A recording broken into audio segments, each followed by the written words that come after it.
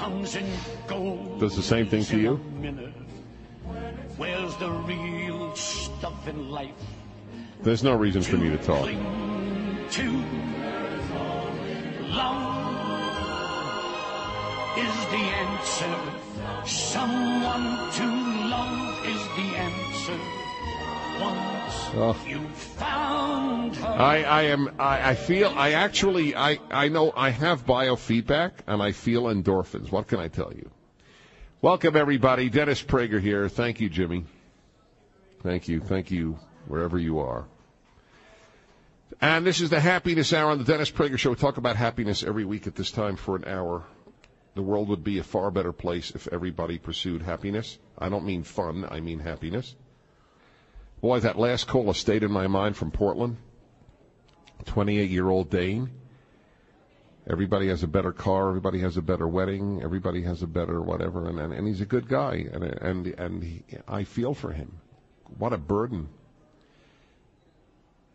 These are the cases where I wonder if talking to a person's mind can really have an impact, or is it a psychological need that needs therapy. But I'll tell you, I asked if he was religious, and he said he's tried, and he hasn't been able, and we didn't have much time on that.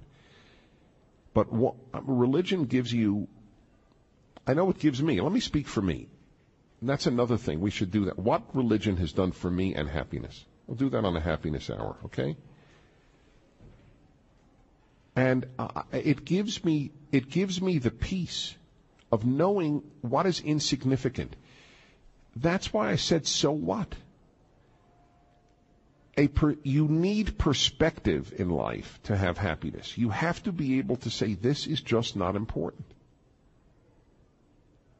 I have no issue with having a good car. I have no issue with people having a good wedding, a big wedding, whatever they want.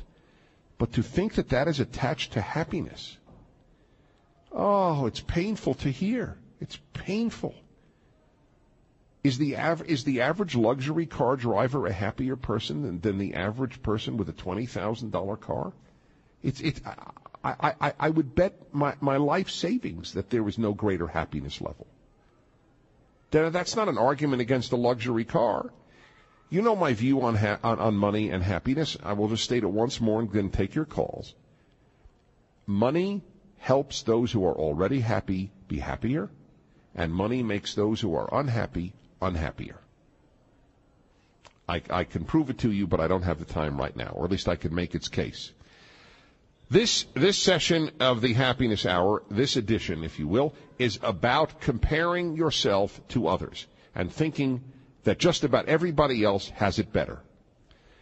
And boy, it ain't so. Let's go to some of your calls. And let's go to Jack in Fort Worth, Texas. Jack, Dennis Prager, hi. Hello, Dennis. Just wanted to take 5 seconds and say I really appreciate your program and your common sense and your faith. Wow, thank you on all three. Remarkable, sir. Good. When our children are growing up, and they are all grown now, in their junior high age, and sometimes in their high school as we'd be driving along, I would mention to them, have you ever thought that as you see a car go by, a family is in that car, we are the other car to them? That's good. That's right. I think that's right. There is just as much happiness and pain and tragedy and sadness or joy or that's right. whatever going on in their car as there is in ours, yet they think we've got it better. That's exactly right. Maybe our car right. is newer or shinier or whatever. When people meet couples, how often have people, thank you so much, Jack, for your comments, and it's what you tell your kids is brilliant.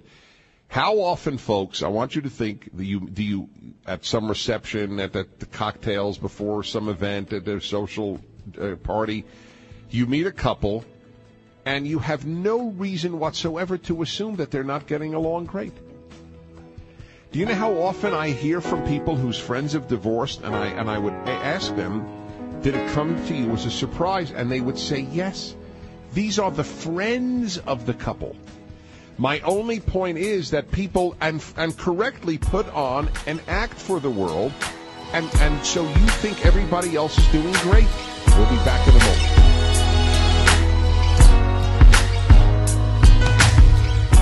All righty, it is comparing yourself to others. What happened to that lady? Oh, too bad. Where was she from? I don't know, Anchorage? I don't know where. Okay, let's go to, I got a good challenge. Rick in Sarasota has a very good challenge. Talking about comparing yourself to others, folks, and how that is instant misery. Instant misery. We go to Rick in Sarasota, Florida. Rick, I am prepared for your challenge. I'm arming myself with a water bottle. All right, well, good luck. Yeah. Just before the break, you went on with the analogy of the couple who split up in front of even though their friends weren't aware of it. Yes. Does that kind of fly in the face of your advice of always, for moral good, to act happy? And if things aren't really hunky-dory, shouldn't people kind of allow that to be seen where there's an irony between always trying to be happy? I'm thrilled you asked it because it's a very serious and good question. No, it doesn't conflict in any way in what I have said. I still believe that we have a moral obligation not to act moody in the presence of others, but that doesn't mean you hide your problems from your best friends. Okay? Is the distinction clear? Well, then I guess it's a matter of taking it behind closed doors then. And always trying to act happy in the open. No. It's not even it's not even a matter of closed doors. It's a matter of, even though I have problems, and everyone does, I still walk around with a cheerful countenance. I still don't inflict my moods on others. But that doesn't have anything to do with hiding my issues from my dearest friends. What is the purpose of a friend if you cannot open up about your life? In fact, and I'm very glad you raised this because I'd like to do this. I'd like this to be a happiness hour topic. One of the best things you can do for your marriage is to find a couple to talk to about your marriage. Then you will find that most of the issues you have are fairly universal. The woman will realize she's not married to a jerk. She's married to a male. And the man will realize he's not married to a fill in whatever word you want for her. He's married to a female.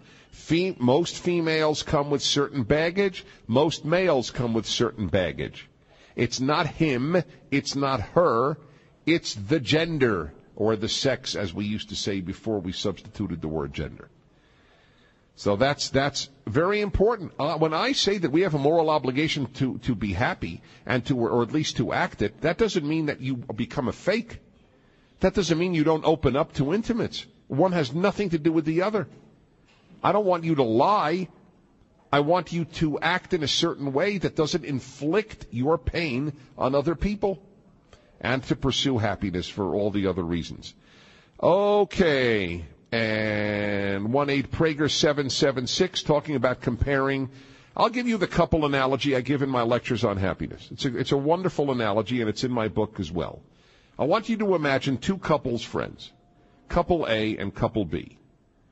And if you've heard this before, please forgive me, but it is always worth hearing again, in my opinion.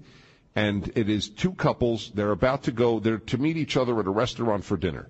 Couple A has a big fight. And on the way to dinner, they're not talking to each other. They're very angry. Couple B, by sheer coincidence, also has a big fight at home. And on their way to the restaurant, they too are not talking to each other. They're angry. The two couples meet in the restaurant, and this is how the dialogue goes. Hey, guys, how you doing? Terrific. How you doing? Terrific. How are you guys? Oh, everything's terrific. We're great. We're great. During the meal, honey, is this delicious? Hey, sweetheart, could you pass the salt? Oh, honey, we got to get this recipe. Oh, darling, this is wonderful. Now I want you to hear what goes on in the two cars on the way home.